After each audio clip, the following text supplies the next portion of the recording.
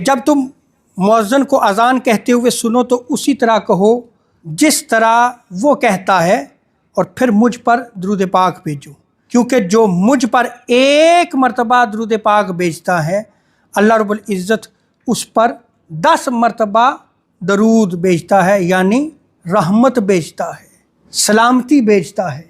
और आगे आका अलैहिस्सलाम फरमाते हैं कि जब मुअज्जिन आज़ान कह चुके तो फिर मेरे लिए वसीला की दुआ करो।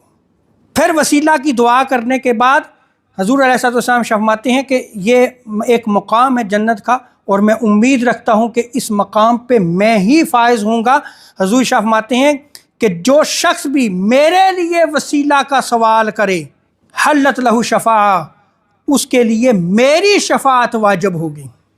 तो अज़ान के बाद आप दुरूद पाक पढ़ें, दुरूद पाक पढ़ने के बाद फिर आप वसीला की दुआ करें, हजूर की शफ़ाअत के आप मुस्तहिक हो जाएंगे।